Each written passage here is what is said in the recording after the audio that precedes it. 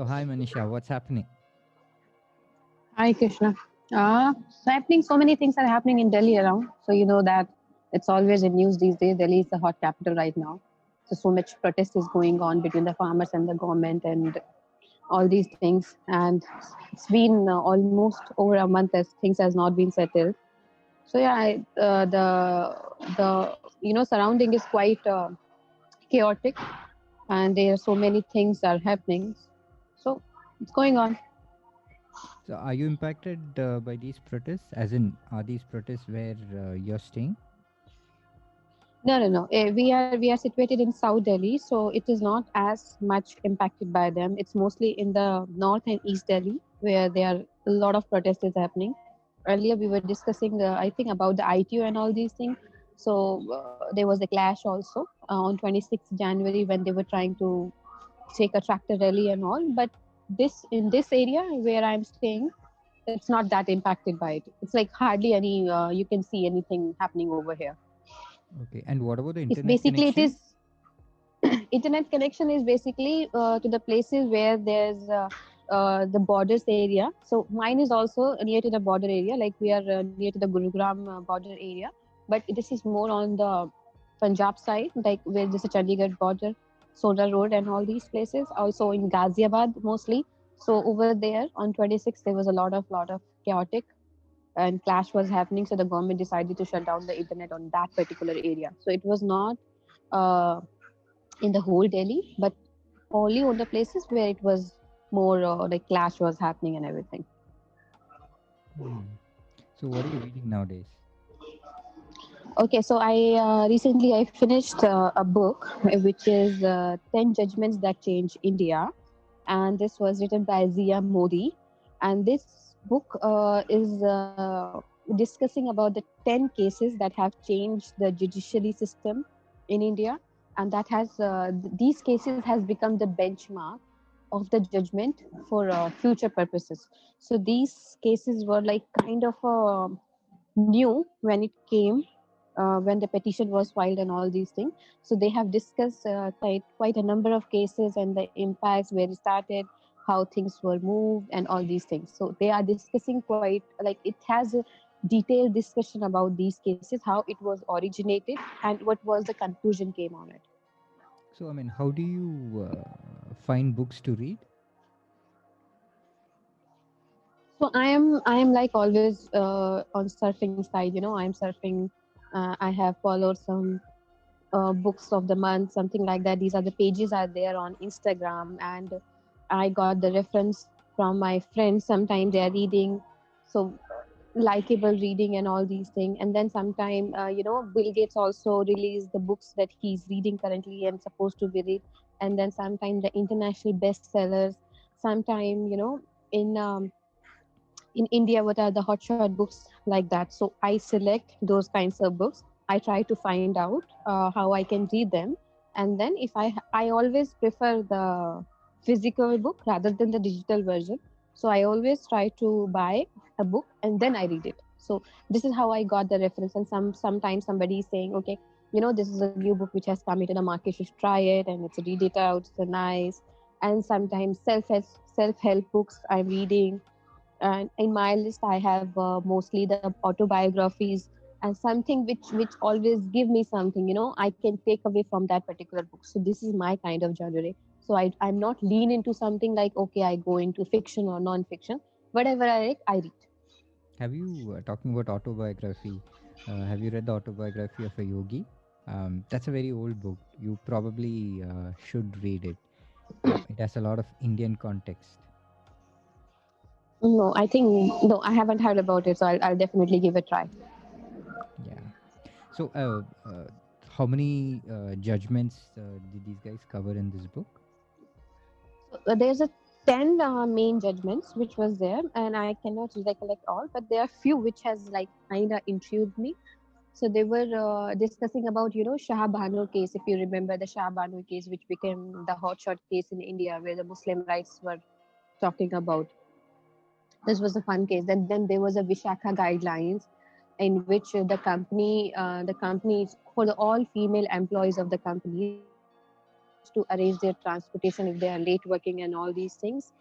They are discussing about these kinds of cases. And also there is a case which is called Justice Delayed. In Justice Delays, they are talking about the Bhopal gas tragedy, where the victims has not get compensated on time, and the compensation amount that the company was giving was quite low.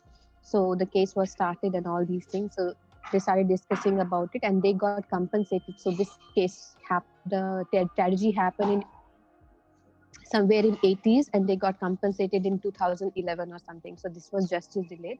And there was a case also, the about the death in custody, where the victim is got when they arrest someone, they got killed, or like it was a revenge kind of a thing, or whatever you can say. So there's a discussion about this. And there was one interesting case was about Aruna Shaunbag, and this was about euthanasia. This was one of a kind case which was kind of very very eye-opening and all these things, and it is about the life and death of one person, and whether I can decide when I want to die, like these kinds of, like it was a very interesting case that they have discussed about it.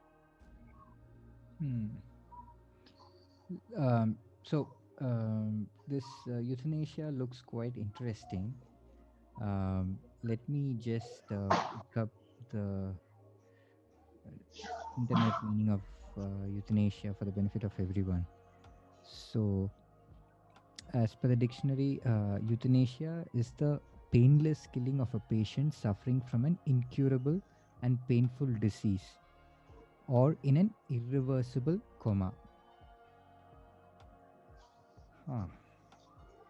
They are basically in a vegetative state where they are completely relying on the medicine and the food, like somebody is giving them the food to keep them alive, or they are in a coma state like that. Okay. So, what was this case about? So this lady Aruna Shanwag, she was a nurse in a Mumbai Camp hospital. She was 25-year-old when she was sodomized by a cleaner in the hospital. He strangled him with a chain, and she was unconscious for more than 9-10 hours. When they found her, she was unconscious, and then when they started treating her and all these things, her brain was damaged and she was not responding anything. So she was basically traumatized. So there was this case has become, it's like one of a kind. There was a journalist, her name was Pinky Virani. She was following her story. So she wrote a book on her Aruna story, and she actually filed a petition in the Supreme Court to give her a merciless death, or like to let the hospital give her some kind of lethal injection so that she can die peacefully with dignity and dignity. How long back was this? It was she. I mean, when did this incident happen? It was in 1973. Okay, quite a long back. Yeah, okay. It was in 1973. Do you know when the book was written? No, they haven't discussed about that. I didn't research on it. Okay, so you're saying this reporter come author actually took up her case to the court and asked for euthanasia. Yeah, when she was 63-year-old, so she was actually in a vegetative stage. Her tooth were decaying, her skin was shredding. She was not in a condition to take the foods. Like hospital staff were feeding forcefully. She was just like, her heart was beating, you can say, comatized, no movement per se. There was no chance of her regaining any consciousness down the line in upcoming years and all. So this lady, this journalist, was following her case. She filed a petition in Supreme Court by seeking her euthanasia in her case. So then she can die. Was this? Do you know whether this was prompted by the relatives, or the journalist herself decided to go ahead with it? It was journalist's decision. She decided to go ahead with this because she was a nurse. That's why the all the expenses, whatever her taking care of expenses and everything, was taken care by the hospital. So it was the petition was filed by the journalist. Okay. And we do not know whether she also represented anyone else, as No. in context of whether this was an w- because I'm going from the assumption that the patient um, is not conscious, so uh, she can't take a decision of whether she wants to live or die, right? Yeah. It's a So mere they have a, yeah. interpretation of uh, the external person to uh, decide whether the patient wants to live or not. Yeah. So in this kind of scenarios, if in a person is in a position to talk or to take a decision, then he or she can decide on what he or she wants about her life and all these things. But in this scenario, she was not in a situation to talk. She was in this state for like more than 30 25 30 years.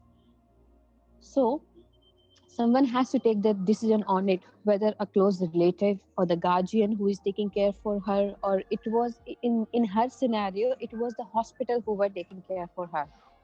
And when she got to know about her, she wrote a story about her, she wrote a book about her.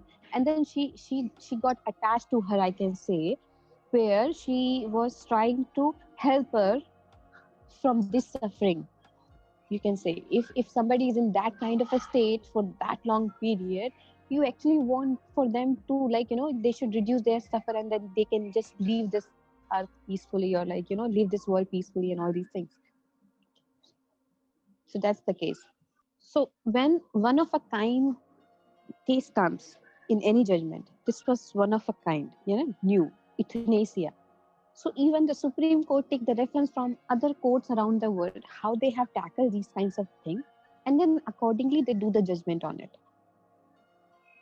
So when the case was filed and all these things, the Supreme Court has decided to made an to make a panel of 3 doctors who will go and check the condition on her, how she's responding, what she's doing, how she's responding to any treatment, and like that. So there was a panel was formed by the Supreme Court, a team of 3 doctors. So what happened after that? They went to the hospital. They checked her condition. They even filmed her condition. So they said, when you are giving her sugar, she actually licks it. A person who is in a vegetative state, they are trying to check her how she is responding on certain things. So they said, So if she's you are able giving her a to sugar, she's able to respond to stimulus. yeah, you can say like that. Yes, yes, she was able to. So she was comfortable with few people. If she's not comfortable, she just make some kind of actions, or, like, you can uh, she was showing basically whether she liked it or she don't like it, whether she's comfortable with something, whether she's not comfortable with something. And during her end days, like after 65 years, when she was not responding to anything. People were feeding her from the pipe. So they actually filmed her. And when this, after 2-3 days of her, they checked their actions and everything, they went back to the Supreme Court, and the Supreme Court's the film that they have prepared, it was shown in the Supreme Court. That is also one of a kind thing. It didn't happen earlier in India, where a film was shown in the Supreme Court. So when they see her, when they check on the screen, so then they say that she's responding and she is showing her liking. So the plea was rejected basically. Did Supreme Court look at how things are looked at from a euthanasia point of view across the other countries? Yeah, in around the world there are few countries where euthanasia is legal. Per se, like you can say Switzerland. In Switzerland, they can assist in dying, and in basically in Sweden, out of their total deaths, 1.5 is through euthanasia only. It is legal in Netherlands as well, but they need the consent. Even a 12-year-old can request for the same, but under 16 they need the parent consent.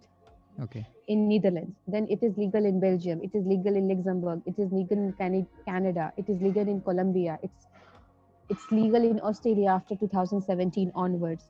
Even in USA, few states in USA as like legalized. Even in France, recently Portugal has also legalized euthanasia. So there are countries which is following euthanasia. So what you're suggesting is that let's take, probably Switzerland. Uh, if someone decides to die, they can just Hmm. say, "I've just got fed up of life and I want to die. So allow me to die." Is it like that, or they need to have a terminal illness which uh, is like an excuse for them to die? No, so if they are requesting on a selfish motive, or if somebody is trying to get rid of that, on that cases they will not take that case up. They can only take the cases if there is there is no hope for improvement. There's a terminal illness in that the person is quite long going through the life, and there is no hope for improvement in future. On that basis, they are taking up the cases. Okay, so it more or less is in a way where uh, um, I can't tell that I've got bored of life, so please take my life away. I can't do that. But in case I am suffering from an illness, um, or some kind of an incapacity which cannot be cured, then these countries allow you to take your own life. Yeah. So like there are so many cases where there is a no diagnosis of particular disease. There is no uh, hope for any improvement in future. There is kind of an illness where there is no cure. The person is in a vegetative state for quite a long period of time. On that grounds, they are taking up the request. Okay. So, by any chance, I mean, do you know if a person is in a vegetative state in any of these countries, then they may not be able to take a decision, but can someone else take a decision for them? Yeah, in that particular countries, yeah, it is allowed. So if a person oneself is not able to take the decision on the basis of that, they can next person can take a decision on behalf of them. But also if they find out that the second person or the family members is trying to get rid of them, or there's Okay, a if selfish so, motive behind it, got it. at that time they will not take the request. Even in India, in Kerala, there were two people who are a completely healthy state. They have lived their life. They actually went to this court for the euthanasia. They said like, we have lived our life, we have settled our family, I don't want to live anymore, and I want to die. So they went to the court and they were asking for their euthanasia, but the court has rejected the plea. Okay. So currently, where does it stand? So what happened? Coming back to the context of India, how did the court go about with the broader picture of framing the rules for euthanasia?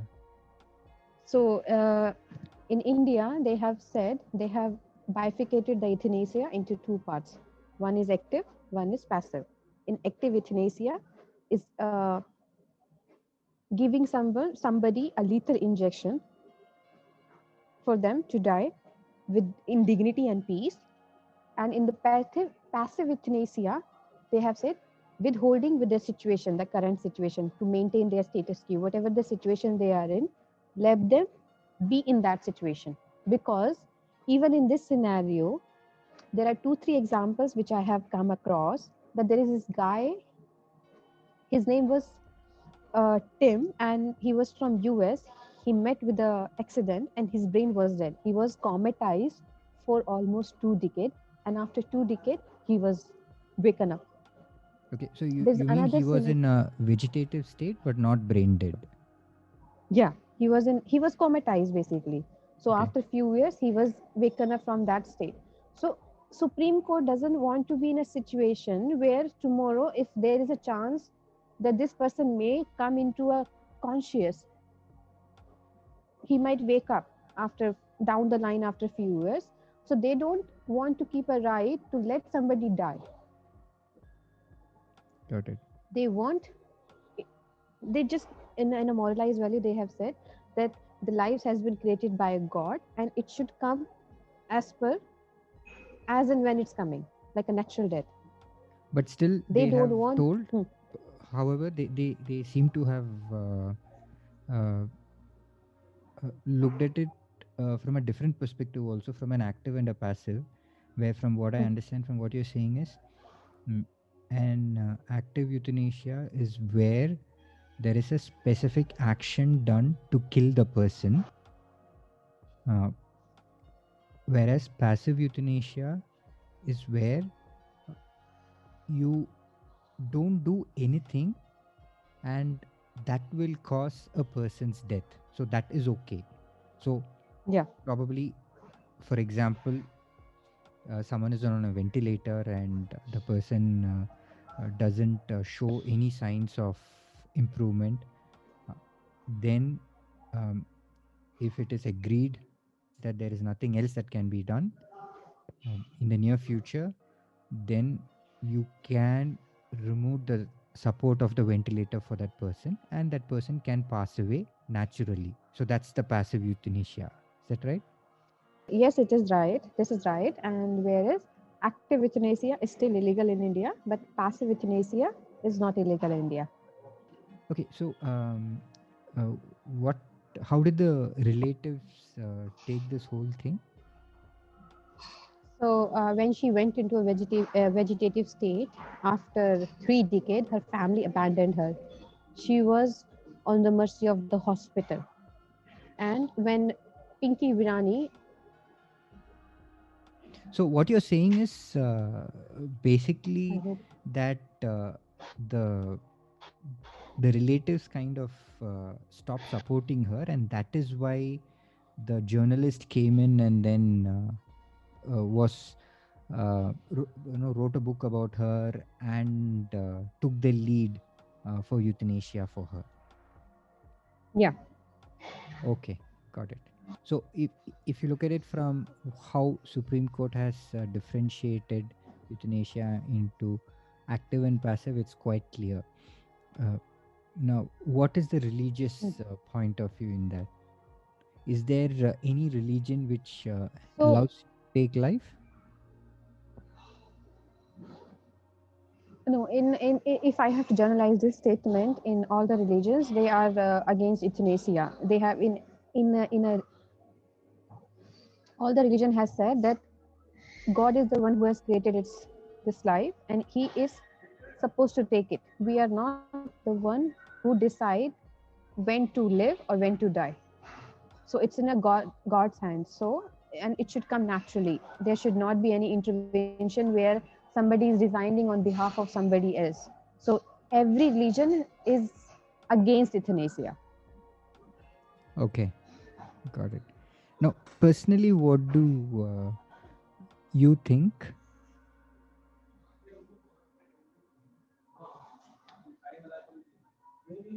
From my point of view, I think euthanasia will be allowed because tomorrow, if I am not in a position to do my own stuff, tomorrow, if I am in a state where nobody wants to take care for me, and in a s- in a s- in a s- country that I am living in right now in India, where there's a lack of medical facility, there's a lack of bed space, and all these things, keeping alive someone, like if I am tomorrow, if I am in a situation like this, I am occupying that bed, and that bed can be used to treat somebody else.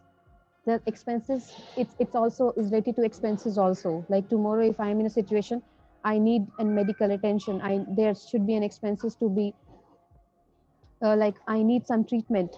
And for what? Tomorrow there is no even a possibility that I will wake up, and even if I wake up tomorrow, what I'm going to do with my life?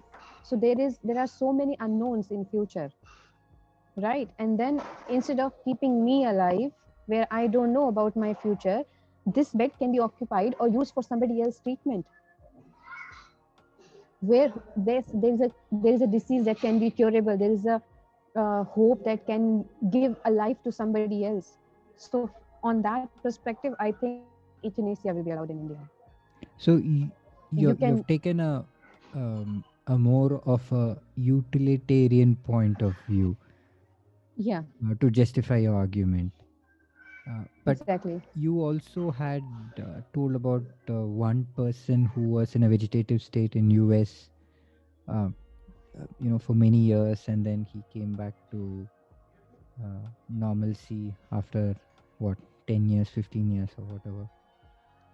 Okay, So if you look at the generalized picture of this guy, he might have got into an accident when he's around 20 or 25, something like that. Let's take a Mhm. normal picture. He woke up after 25 years, after 2 decades. That means he's around uh, 40 or 45. 45.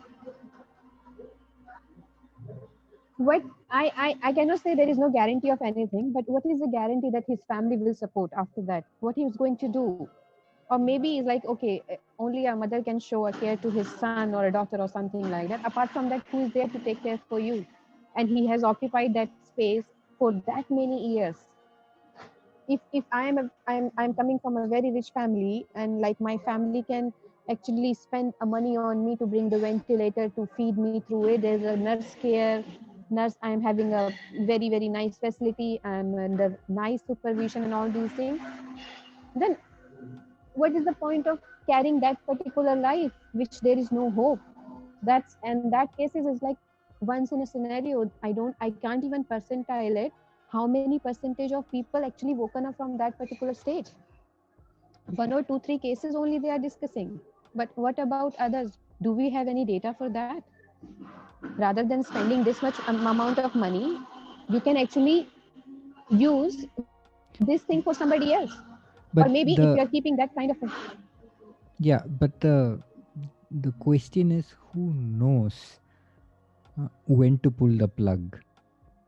Now, if this becomes a common practice, probably the moment someone is in a very grievous accident, uh, a person can, I mean, probably the society itself will take a decision. Okay, this guy's gone through a grievous accident, so why put any resource in saving him? Let him die.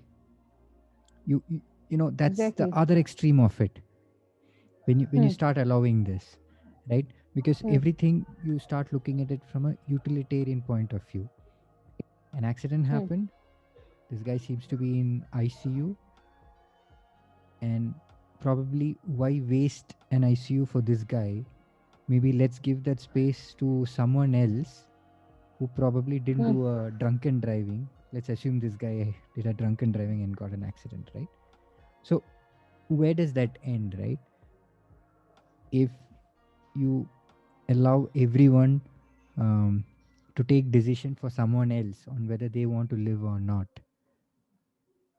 how do you kind of, there is a moral part of it, and there is also the other part of uh, aspect of people misusing it. Probably you may find when elderly people fall ill, probably their close relatives will want to get them uh, to be euthanized for whatever reasons, right? So I mean, it's a very difficult thing to answer. In fact, even from a point of view that if the patient, and now I'm talking about passive euthanasia, let's Hmm. assume, now the examples that we looked at all this while was where the patient couldn't take a decision, right? Now Hmm. let's look at a situation where the patient is conscious enough to take a decision. Hmm. So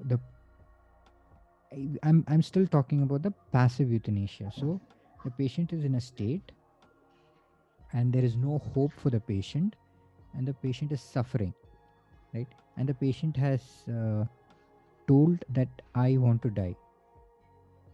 Now, Hmm. should you allow the person to die because the patient wants to die? Again, this can be debated. the reason why I'm telling you is judgments that come at a point when they are suffering uh, deep pain may not necessarily be the right judgment. So they are in pain today, so they want to relieve themselves off. Probably give it a month, probably they will be in a different state of mind, right? So it's a very gray area, because I mean I kind of understand that we can look at this in two extremes. On one extreme, this is the moral value, where you say God has created, so let nature take its course. So if a person has to suffer, the person has to suffer, and then let the person die. On the other end of it is the utilitarian point of view, and also the point of view of this is me, this is my body, this is my judgment, and my right to live or right to die, right? But on the right extreme, on the right to live and right to die, the question comes on how sane were you to take a decision to die? Now, how do you judge that sanity? Like, if you want to draw parallel, uh, a person, you don't allow a schoolboy or a teenager, you don't give those people legal rights until they reach the age of 18 in most places, right? Why is that? Because they feel that those people at those ages probably cannot take a right decision for themselves, so they do not have the liberty to decide what they want, although the body is theirs. I'm not talking about euthanasia, I'm talking about anything, even if you want to drive, right? In some places it's 16, in some places it's 18 years you have to complete. So you go by the mental development, and then you decide this person is not yet mentally developed enough to take a decision. So he loses the right to take a decision till a particular age. I don't know what happens at 18.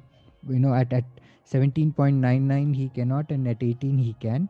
I don't know what happens. Probably that's a research for another podcast as to why did people think 18 years is a good age for many things to be legally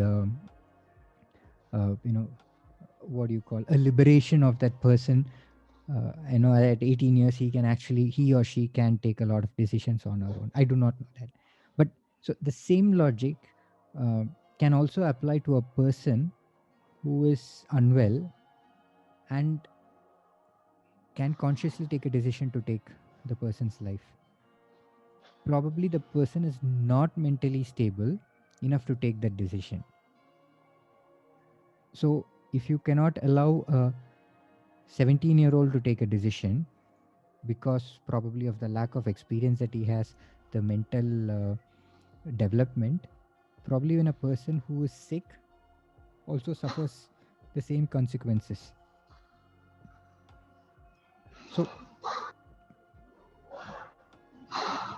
I think it needs a lot more thought. Yeah. I can't. But I mean, I am generally a person who believes in you reap what you sow, so you have to be responsible for your actions, which also means you should be allowed to decide for yourself what you want, and if it is a good thing, great. If it's a bad thing, you have to suffer the consequences. However, when I apply that logic in euthanasia, this is the question that arises for me, that would that person be in the right mental state to take the right decision, or should we just tell that that's that person's problem? So if he wants to die, let him die.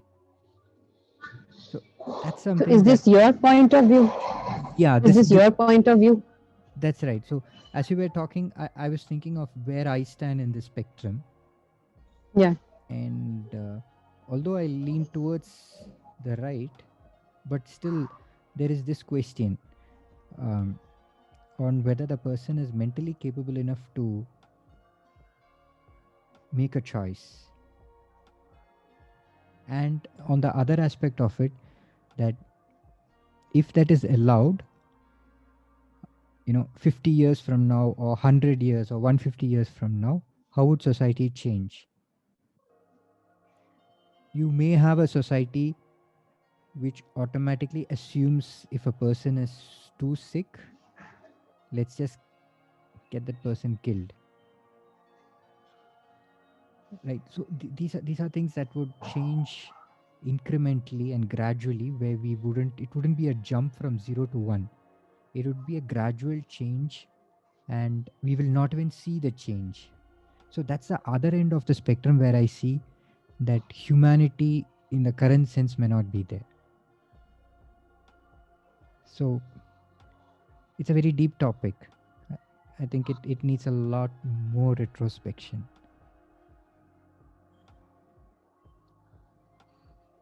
Yeah, I guess so. But uh, if we are just, if I have to generalize a very very normal question and ask a very very normal question in this scenario, specifically for euthanasia, if I am sane enough to take my own decision about my body, that is understandable. But in euthanasia, this is not the scenario. Basically, you are in a state, you can't even move yourself. Somehow your organs are working. And then you are letting somebody else to decide on your own fate, whether you want to live or not. In one of the countries, they actually I think they have said, in one of the country they have said that even a 12-year-old kid can put up a request for merciless killing, basically for active euthanasia, which is illegal in that country. Sorry, which is legal in that country, and under the consent of a parent. If you're a 16-year-old, then you have to take the parents' consent. But if one person, like how a 12-year-old can decide to take his own life or not, you know? So if you have to look at the broader picture and all these things, if I can see there is a hope in future, or there is a research is going on to treat that particular ailment, or there is a scenario where we can hope that in future we will have some kind of treatment to bring that person alive, then I think we should take a consideration. And I was also, this was like my point of view, and I was thinking about it, that if I'm in a situation like this, so there are a lot of research and experiments happens on the animals, like when the vaccine has to come, and then we have to decide whether this can vaccine can be work or not. Why can't we use these kinds of things on a person who is in a vegetative state, where there is no consciousness whether he will be alive, or like he's feeling pain or not, right? So I'm so there is, happy you're it's not a doctor. why. Yeah, This is seriously. this is a totally utilitarian point of view that you're bringing out. Yeah, because tomorrow there are so many people who need our attention. There are many people who need our attention. And if you're talking about the sanity, there are two people from Kerala who actually went to the Supreme Court and asking for their own merciless killing. Why? Just because they have lived their life, they have seen everything, they are settled in their life. You cannot go and ask from the Supreme Court, okay, give me a In permission fact, to kill myself. no. In fact, I actually feel they have a right. So I feel on the contrary, that they have a right to decide to take their life, because there is nothing influencing their decision. They've just come Okay. to the that stage of life where they're not seeing anything more. Okay, then kill Whereas, yourself. Why you have to, okay, then kill so yourself, commit suicide, then why you have to go to the Supreme Court? yeah, Right? You, that's right. That's right. That I agree. But conceptually, I kind of am okay with people asking for that against um, the concept of euthanasia, where either a person is in a vegetative state and someone else has to take the decision that this person has to be killed, or the person is conscious but is in deep pain and then taking a decision that the person wants to die. So between the two, I feel the guy who is totally fine and then wants to take a decision is totally responsible for his decision and can, uh, you know, we can probably, go ahead with whatever he wishes. Yeah, but for that also, if he's in a conscious state and he wants to take a decision on his life, I think we should not take the call on the very first time he's asking for. We should give him a time to think, because person, the Yeah. mind is a very, very, was, vigilant. Like you can say, it's very, very, what you call like बहुत सोचता है. It's not stable. The mind is not stable. Correct. Today it's thinking something else. Tomorrow it's thinking something else. Today it has a hope. Okay, tomorrow may I will live, and Correct. it has today he's in deep pain. He doesn't want to live. So there should be an open window to let them decide. Okay, we are giving you 3-4 year time. You decide whether you want to live or not. Then after that we will take a call. But if you come for a request today, okay, look, I don't want to live and all these things. Suppose there's two Kerala people who came forward and they said, okay, I want to die and all these things. Tomorrow they said, no, maybe I have completed my all responsibility, but there is something that I owe to the society, so I want to serve the society. So today they are thinking in a perspective, okay, I have done everything, I want to die. And they don't want to choose a suicide method because that is also an illegal thing. And you have to show the face. Tomorrow they can put the blame, okay, I'm not the responsible of my death, Supreme Court take the decision on my behalf, has taken the decision on my behalf. Like I'm thinking on some No, I conscious agree to levels that. and all these things. Probably, if at all we are going as a society, probably we should give some time between your request for death to actual, so that if you change your mind, it's not too late. But since you brought, the concept of suicide, how is it, legally looked at in India? So the suicide thing is, so if you kill yourself, so the suicide has a very very like funny aspect of it. So basically, if you kill yourself, you're successful.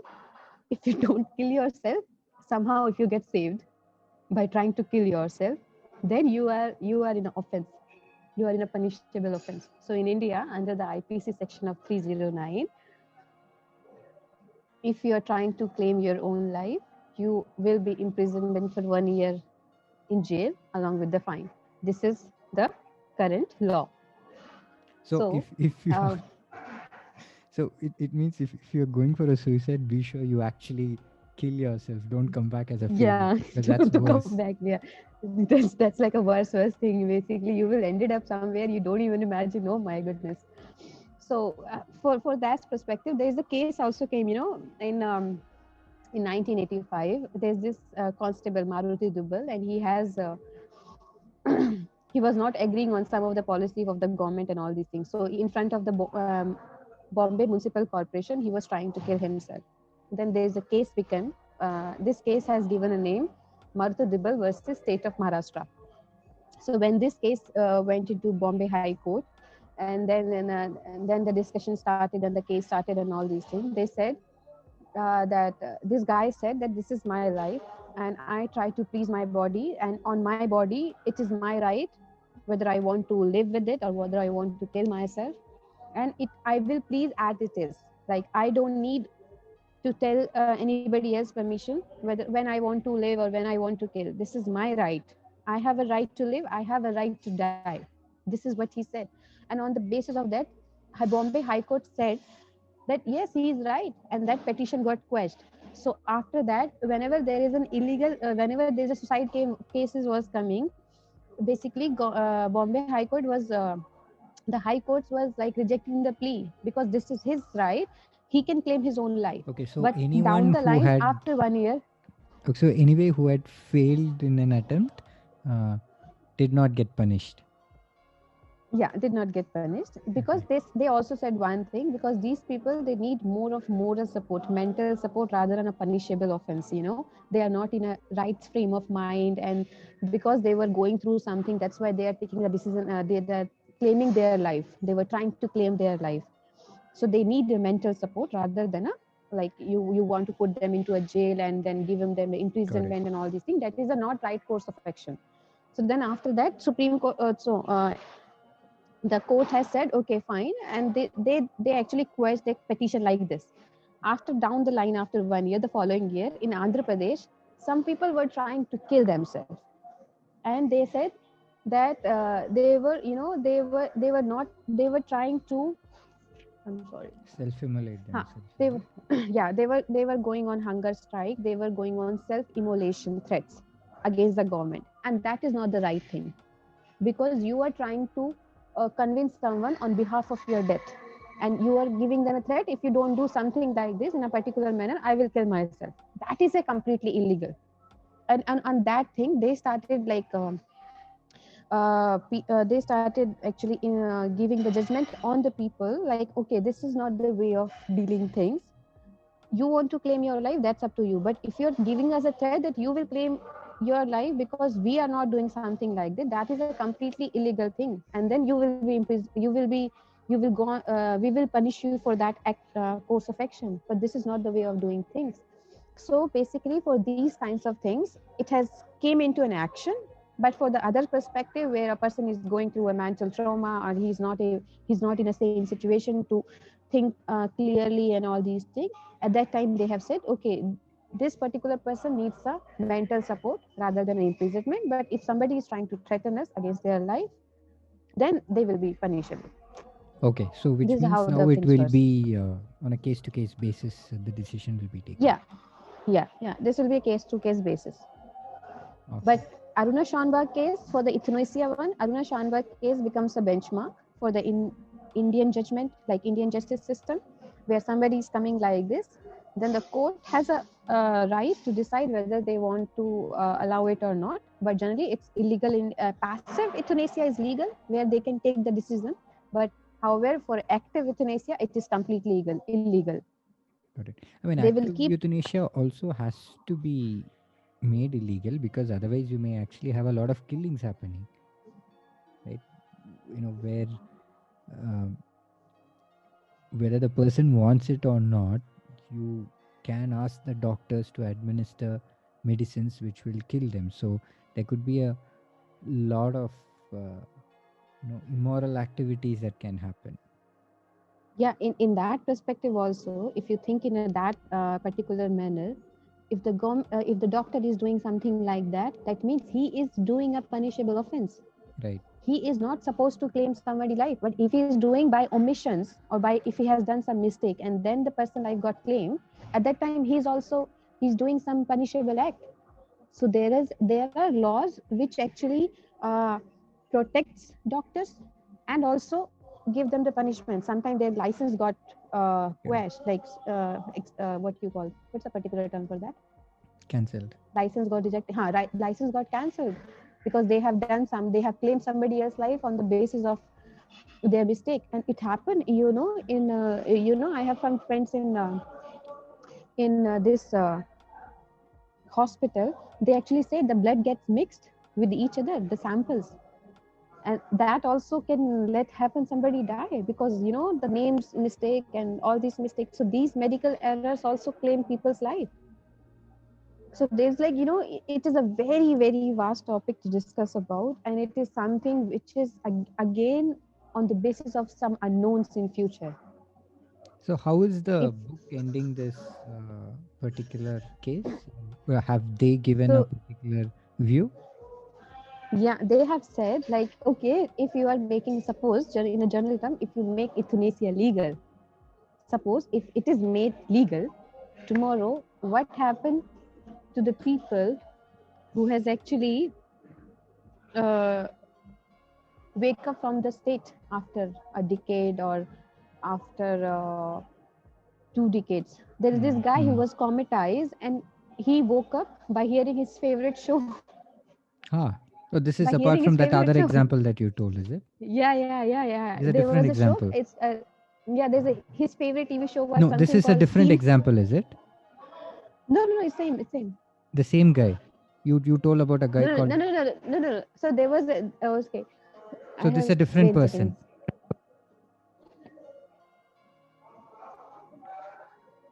So okay. So there was three people that they discussed. I'm not able to recollect their full name, but one guy name was Zan. He woke up after a decade. There was another guy whose name was Terry. He also woke up after 2 decades, and there is another guy whose name was Dan. This guy woke up after hearing his favorite TV show tone. So this is like, it's a very, you are to now suppose if you make it legalized, and tomorrow after a year, so if I went to any situation like this, and tomorrow my family is going to the Supreme Court and asking for legalize. Suppose I get legal and they kill me. What happened if after 2 years only I wake up, or after 3 years only I wake up? Then who will be responsible for my death? So they don't want to take a, somewhere or somehow, if you feel you have done something wrong, the blame, nobody wants to take the blame on it.